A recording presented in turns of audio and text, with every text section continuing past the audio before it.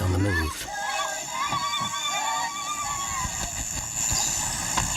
Raptors hover over a withered carcass.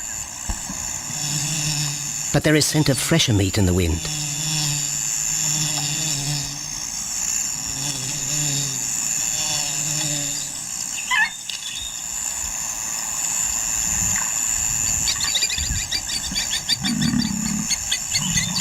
Pickings had been slim for Nabamba's pride since her fight with a startled warthog.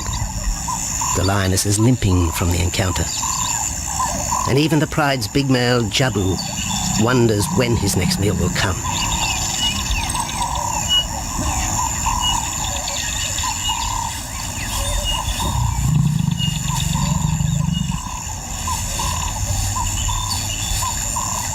There's been no kill for 3 days, and Nabamba's cubs are hungry.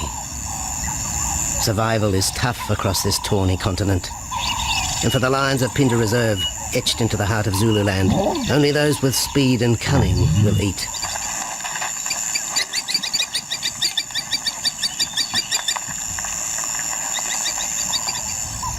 For this pride anyway, it's been a long time between meals.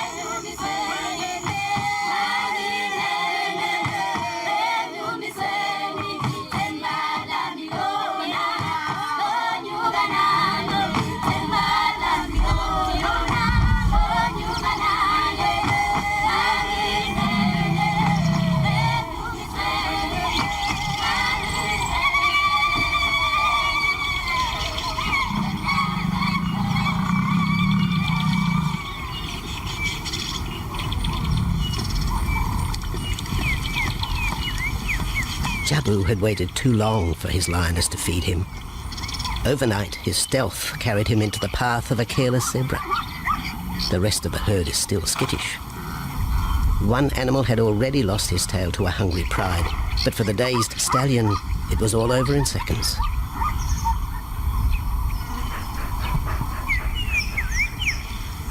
The big male watches his kill from a distance, exhausted by the chase, exhilarated by the sport.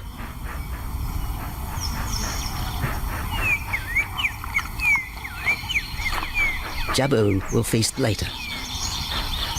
Tired from the hunt, he needs to rest.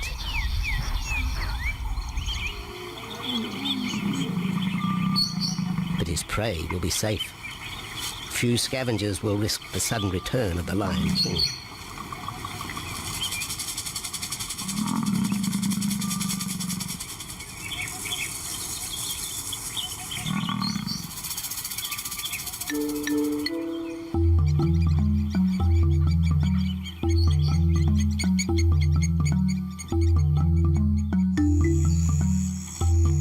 Zulu trackers follow the spoor of Nabamba's pride across Nziki Marsh.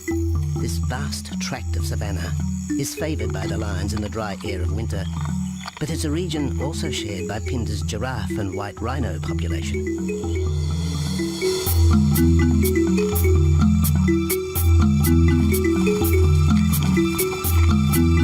Through modern times, most of southern Africa's wildlife has been ravaged by hunting and habitat loss. Farmland, overgrazed and buffeted by domestic stock, has ripped the heart out of the original bush. The open, broad-leaved woodland, acacia bushveld, and wetland habitat had all but disappeared, taking with it the wildlife.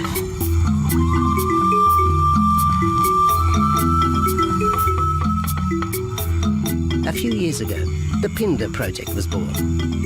17,000 hectares of farmland bought up in KwaZulu-Natal along South Africa's eastern seaboard.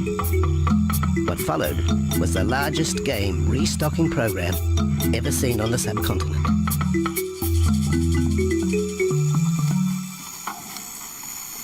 The land was overgrazed to a certain extent and it wasn't in very good shape. They put all these farms together, put a perimeter fence around it, and then brought in a lot of game.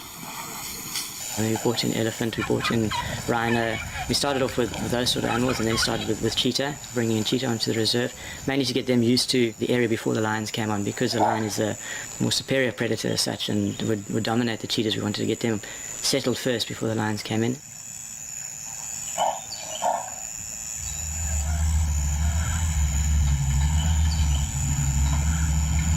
Andrew Lewis is habitat manager at Phinda, one of those committed to the restoration of southern Africa's ecosystem. Phinda is the Zulu word for return, and the aim of his company, Conservation Corporation Africa, is to return the land to its traditional wildlife and at the same time restore the habitat to its original state.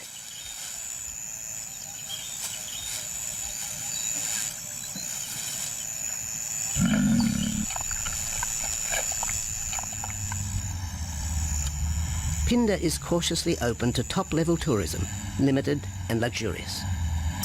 Dreams of extending the green frontier require funds, and the reserve's lion pride has already earned its keep.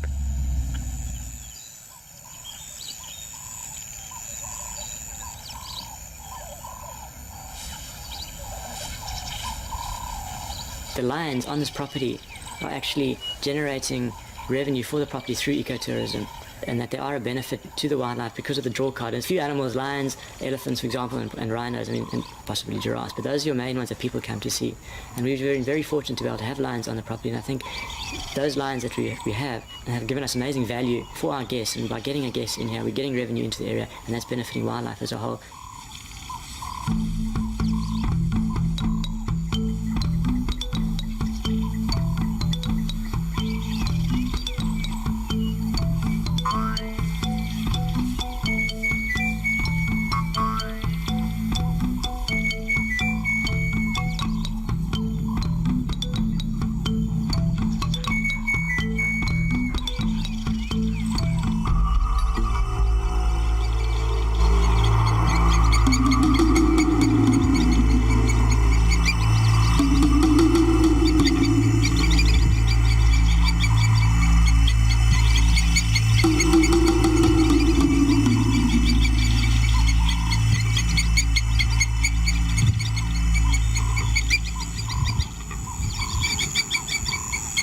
Jabu has returned to his kill.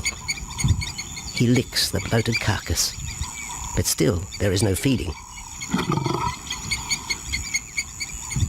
Lions will gloat over their prey, delaying the first bite until the meat ripens. For Jabu, the prospect of the meal is to be relished as much as the eventual feast.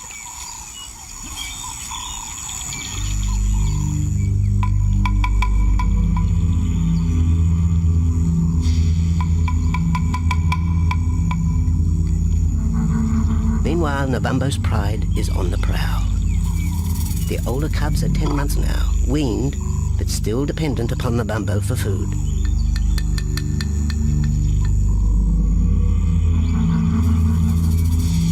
The cubs are learning to stalk, but they won't kill for another 6 months. Young male lions are usually ejected from the pride when they are about 2 years old. Fending for themselves, they form hunting groups with other isolated males. Nabambo's cubs aren't sure what to do with prey so close, but the lioness isn't far behind. Their time for hunting will come. Nabambo's 4-year-old daughter also lives with the pride. She is the mother of the group's youngest offspring, 7-week twins Umveli and Damana. The little cubs have been hidden since birth, and now stay close within the protective circle.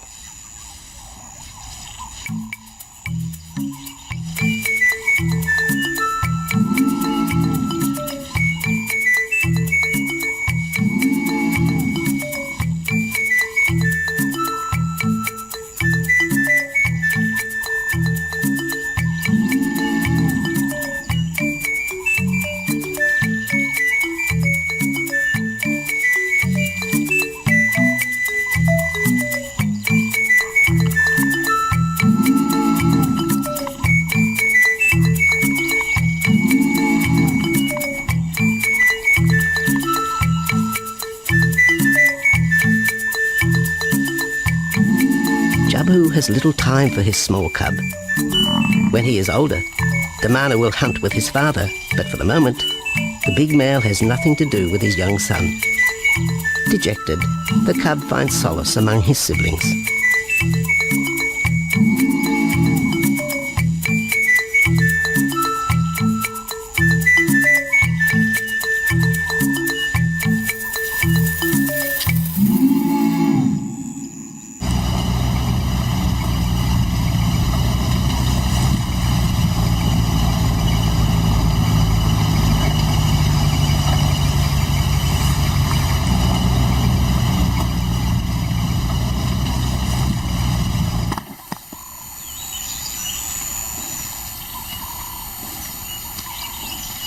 A young giraffe lies helpless in the grass. The animal's complicated vertebra means it is unable to rest its neck for any length of time. Lack of mobility means blood to the brain slows, leaving the animal disabled.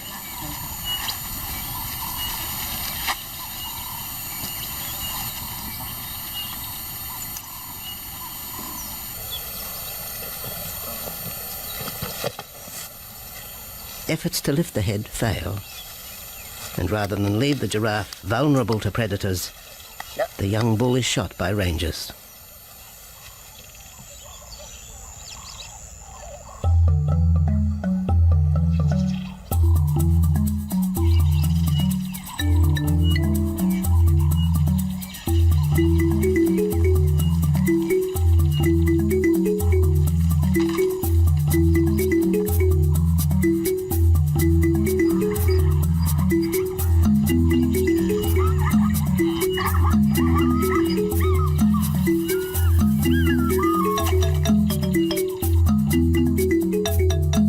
Activity by the waterhole rekindles the interest of the pride.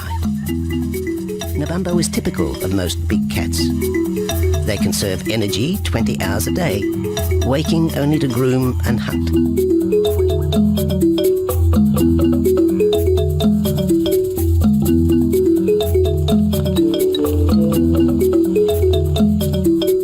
The lioness shows little sign of her injured leg, but the tusks of the warthog have torn sinew and muscle, slowing her in the pursuit of prey.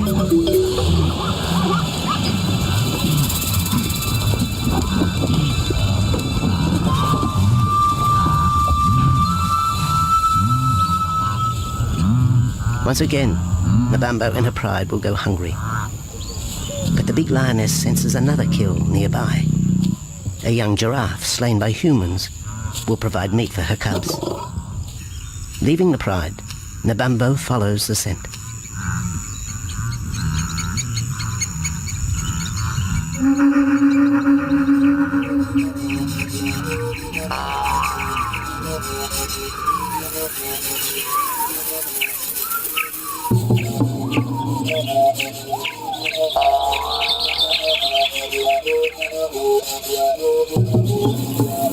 Left alone, the older cubs know the drill. They will wait for Nabambo's call to take them to the kill.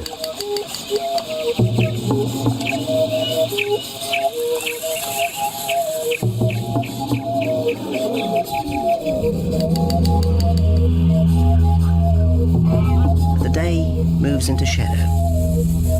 The cubs are restless and a little afraid.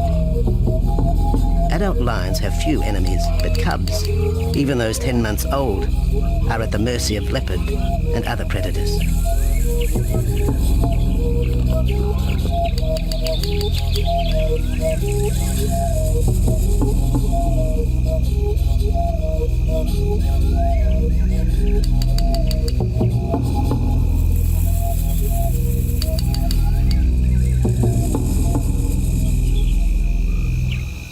Nabambo has reached the kill, but her daughter is there first. Even though females hunt together, rivalry for the prey is fierce.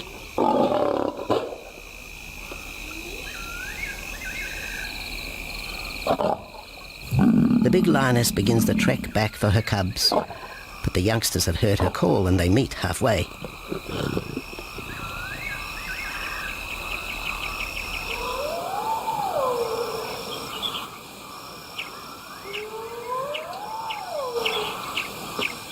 Nabambo settles herself in the long grass.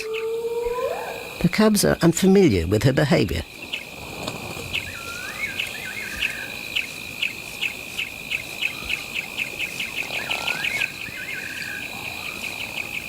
female will usually head the charge with any kill, splitting the hide of the victim and leading the way for the pride to eat.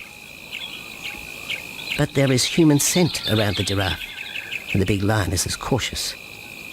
She watches her cubs, hidden, alert to any potential threat.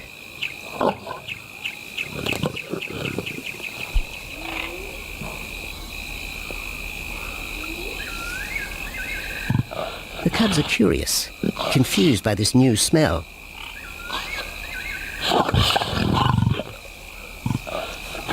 The lioness moves in for a final check, but she has already made up her mind.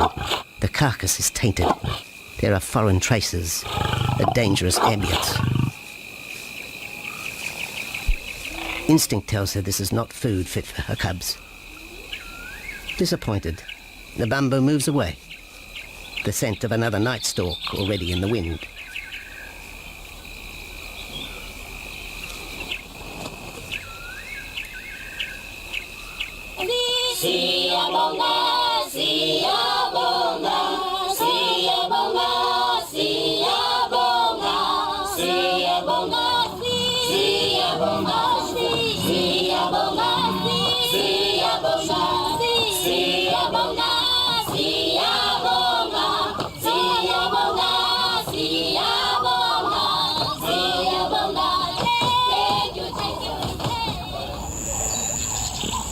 After 2 days, Jabu has returned to his kill with another younger male.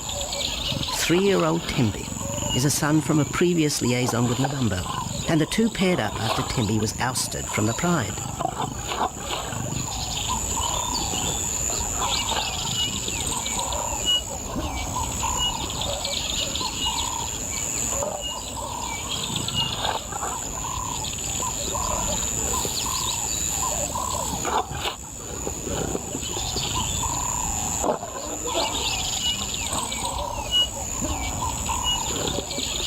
Pride males are lazy and will gladly let the females track down prey.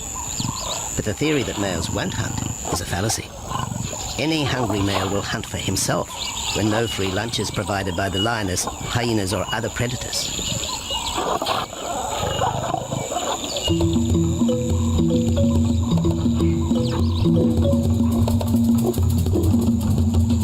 Smaller creatures scatter in the vicinity of the two lions. There will be no hunting for a while. Bloated after the zebra kill, both males will sleep for the next day, oblivious of their surroundings.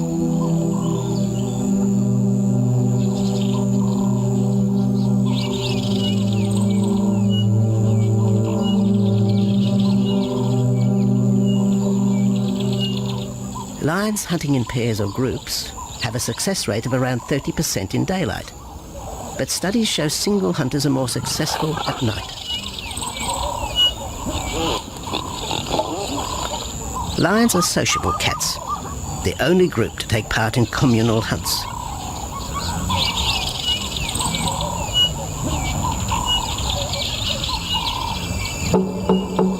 Ambush is an important part of the lion's strategy. Often one pride female will round up the prey from the front, driving it towards a second lioness.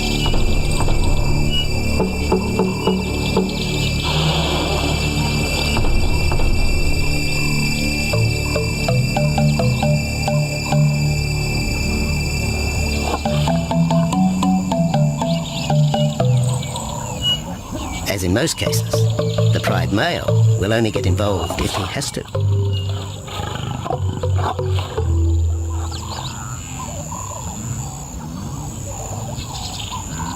Accidents involving humans are rare in southern Africa's game reserves.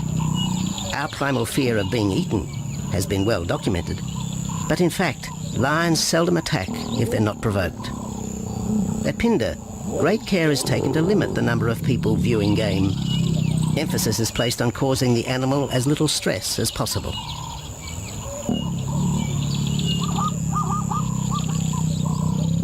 Man isn't a part of their natural food source. They don't normally go out and hunt people. I think your lions are opportunists though, and I certainly think that if your lion is very hungry, under stress, I don't think they'll necessarily go out to hunt you down, but if you interfere with them, they'll certainly kill you. And there's a good chance they might eat you at the same time.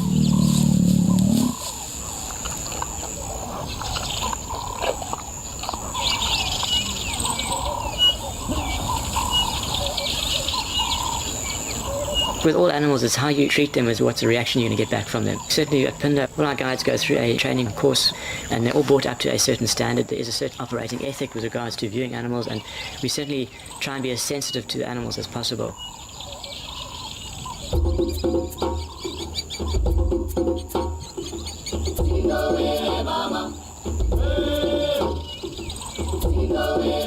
Cradled within the arms of the Yabomba Mountains and the Indian Ocean, Pinda covers one of the most diverse regions of Africa. Here are found 7 different ecosystems, from palm savanna and bushveld to rare sand forest and dense thorn bush, all restored from the pastoral belt which had swept down the east coast.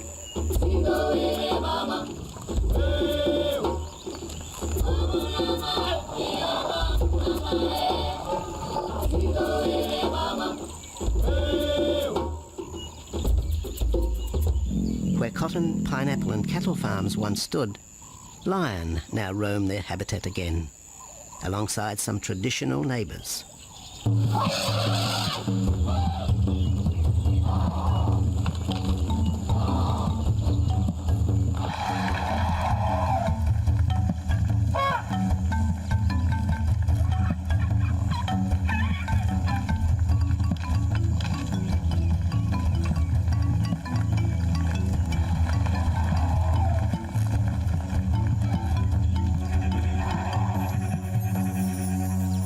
Pinda sees its responsibility to the region extending beyond restoration of habitat and wildlife. It provides schools and a clinic for the local Zulu community, as well as employment.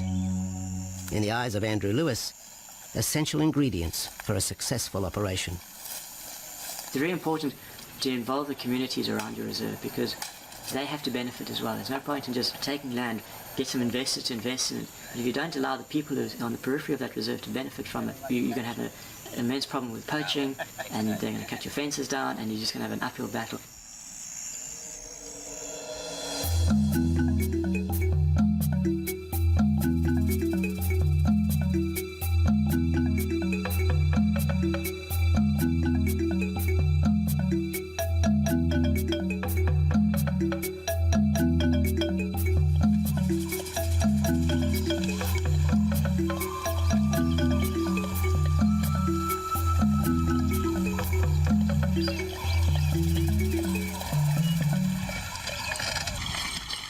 In 1992, the Pinda lions were among the first of the big 5 animals to be relocated to the reserve.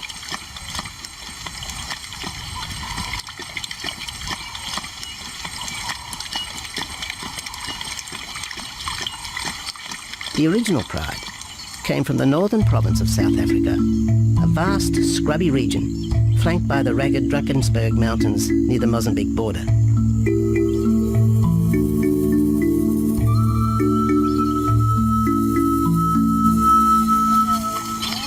Peter Rogers helped round up Pinda's first pride, handling the lion's capture and subsequent move south. Today, he's head vet at the Hoedspruit Research and Breeding Centre for Endangered Species, overseeing its cheetah breeding program.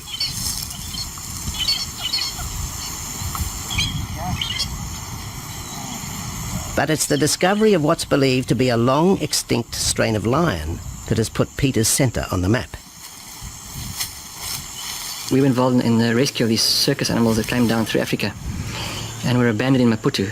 We were just founded by an animal welfare group called Animal Defenders based in London, and they said, could we just keep these animals temporary? First they mentioned tigers, and then they came back and said, well, there's 6 lions as well. So we said, yeah, we could hold them temporarily just until they found permanent homes for them, but basically get them out of the predicament that they were and the shocking conditions that they were in Maputo and Mozambique.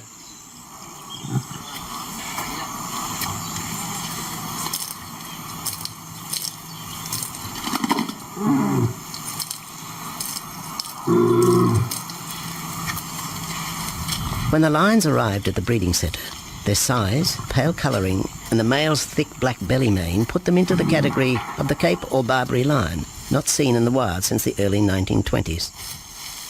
A few still exist in captivity, and a male and female were brought to South Africa from an Italian zoo for breeding purposes. But attempts to mate Akef, the big male from the ill-fated Mozambique circus, with the Italian female are proving difficult.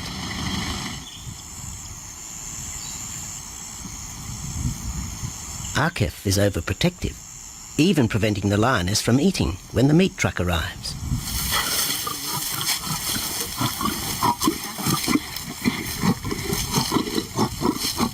Finally, though, Sisi makes her breakthrough.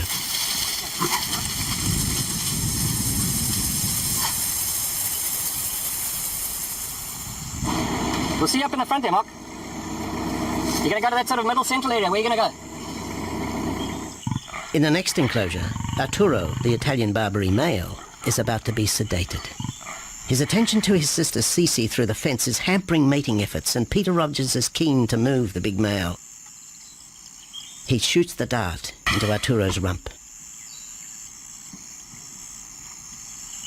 Arturo has been sterilized, but while his breeding days are finished, he'll live out his days at the center. 1.5 minutes now, so... His female companion, another Barbary from the Mozambique circus, is drawn away by the meat truck.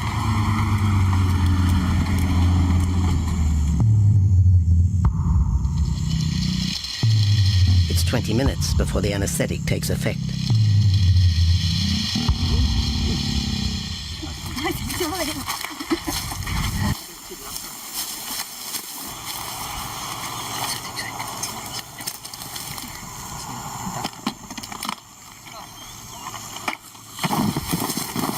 It's nice to be the supervisor. Slowly.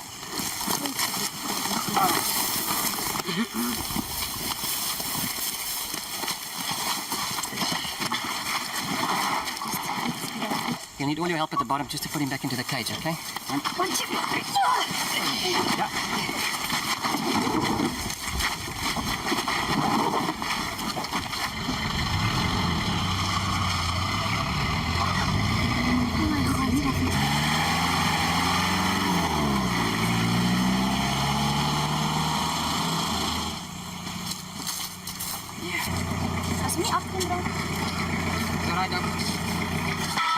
The anesthetic gives Peter Rogers and his team a chance to check over the 12-year-old lion.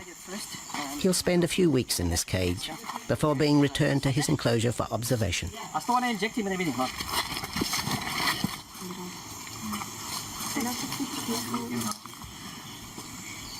It's very exciting to be part of this project because they feel that there are perhaps not many Barbaries, if any, that are really pure, that are left even in captivity. They feel that over time other animals from other genetic bases are brought in. So there's a big project afoot at Oxford University to do the genetics. So that's just getting off the ground now. Okay.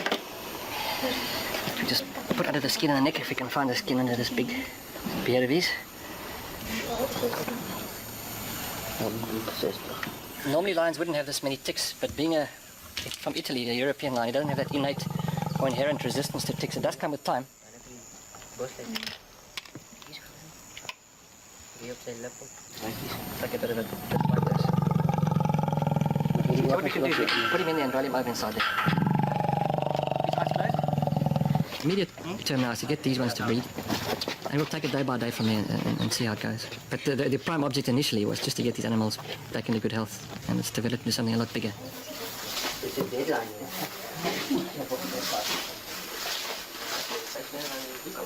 yeah.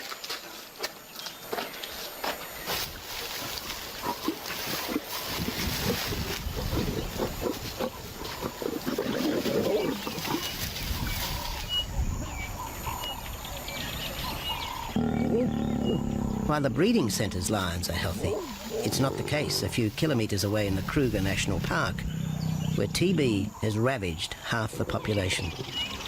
Infected buffalo have been blamed for the outbreak, primarily in the south of the park, and attempts are being made to fence off the diseased area.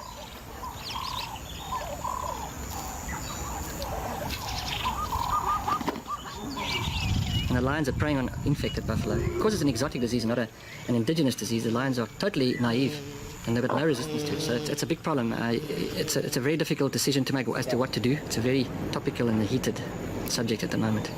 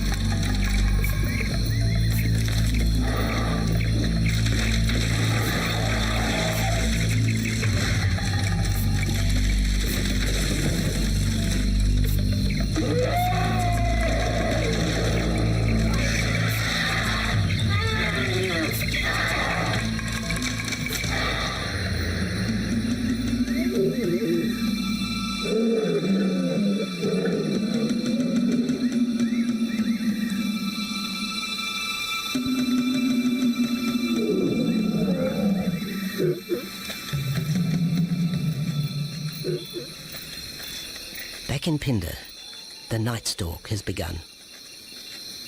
Nabambo keeps her cubs close. They're hungry, but tonight only Impala can be tracked down, a morsel for the lioness. Food is scarce at this time of year, so the pride's territory covers a large area. Lions can only afford to be territorial where there is a reliable supply of game.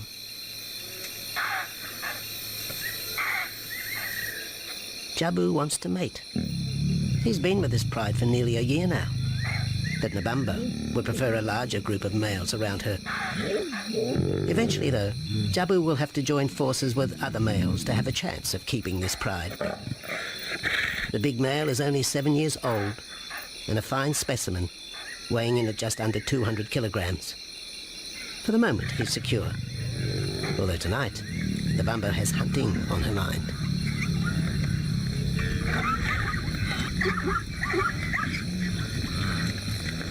The cubs follow in the lioness's wake. If there is a kill, she will feed first. Often, weak cubs lose out to a hungry mother. High juvenile mortality rates are the result of lean times.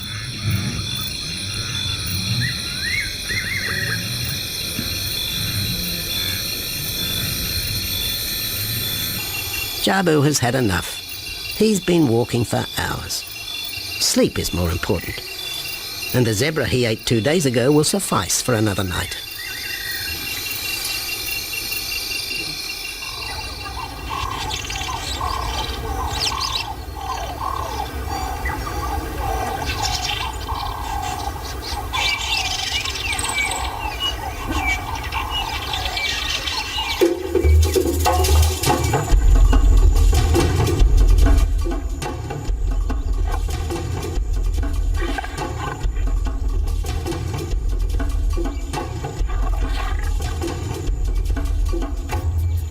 Nabambo has made a kill, a young Nyala buck. It's been 3 days since the pride has eaten, and this will provide meat for them all. But the lioness will eat first.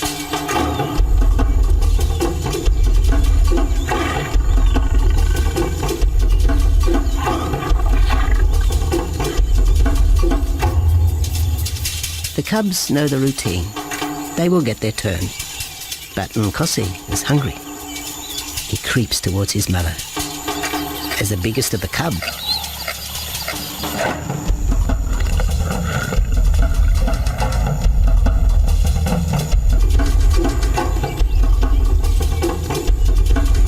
Nkosi watches.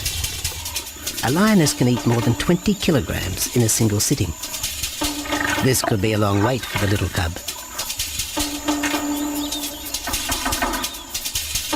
Nkosi approaches the kill cautiously. Sometimes a lioness will turn on her cubs. But today, Nabambo is pleased with her efforts.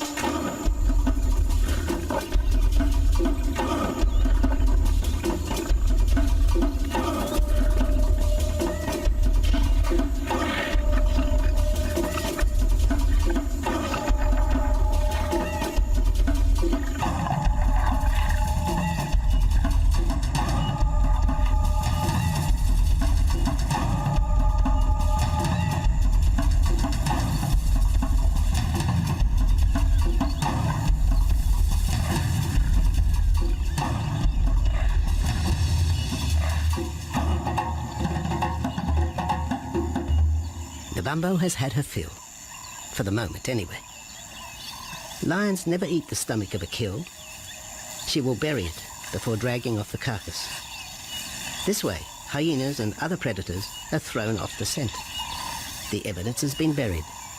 The carcass is no more.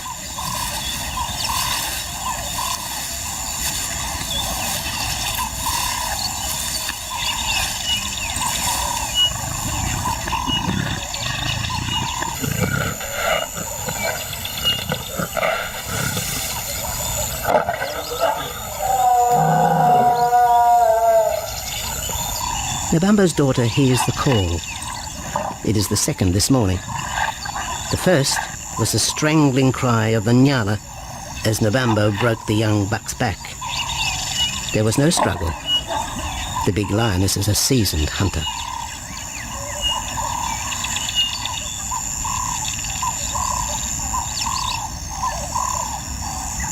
The rest of the pride will feast on the carcass after Nabamba retires.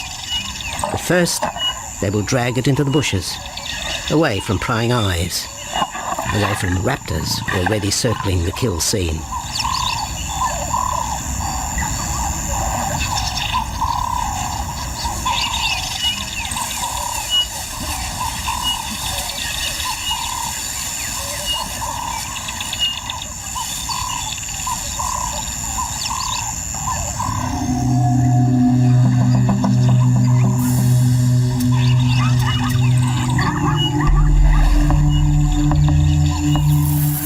Kill has created a nervous edge.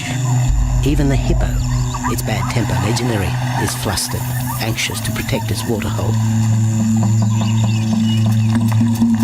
The wildebeest are a favourite prey for lions. Naturally, they feel vulnerable. But for the pride, there is no agitation. Gorged, they will sleep for the next day. Even Mveli and Damana, the 7-week twins, have tasted blood for the first time. But it will be many months before they take part in a hunt. For the moment, they just want to play with Nkosi.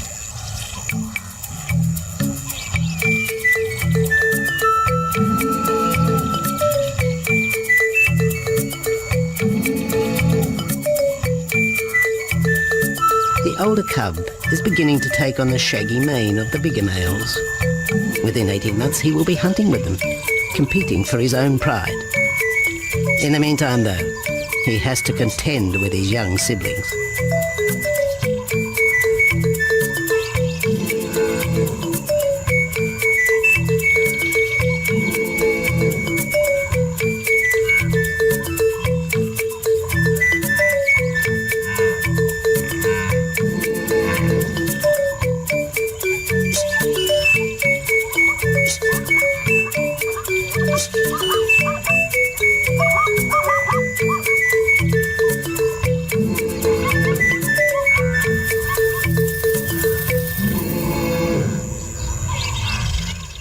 Jabu rejoins the pride. He has missed out on the kill, but he didn't share his zebra with the rest of the pride the previous day.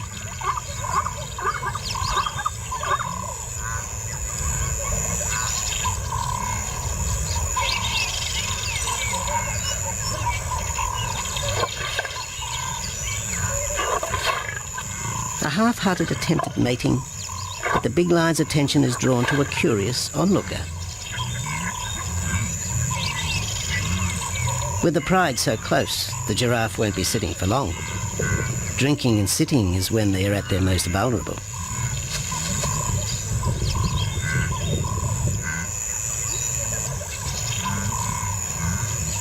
Jabu keeps an eye on his group.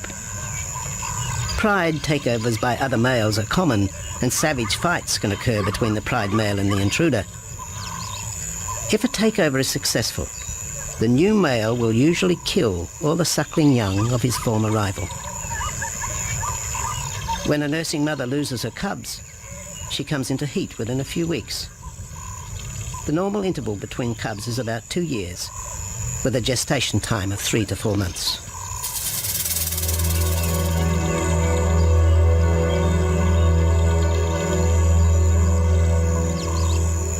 Jabu marks his territory, but it may soon be all in vain.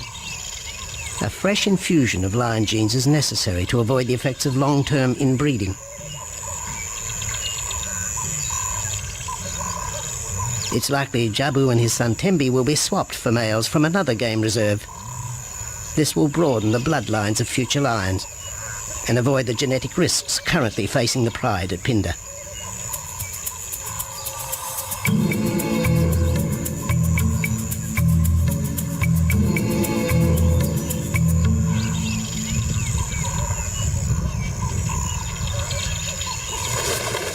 Vultures have found the dead buck, but there is little left of the carcass. Nabamba and her pride have eaten. The big lioness tries to dislodge Inyala fur from her teeth. Tomorrow, the next day, there will be another kill. Nabamba's cubs will grow up strong.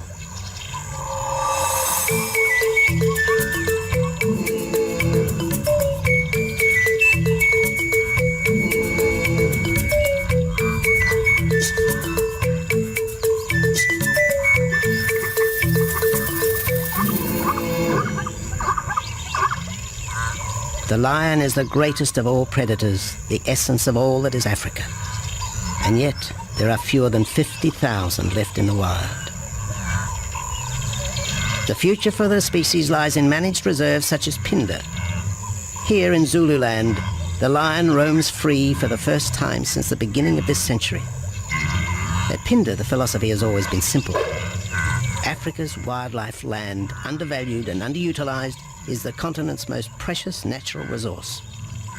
Focusing on the animals, their habitat and local communities is just the beginning of an African renaissance. Phinda is, after all, the Zulu word for return. Maybe, too, it's a chance for man to redeem himself just a little.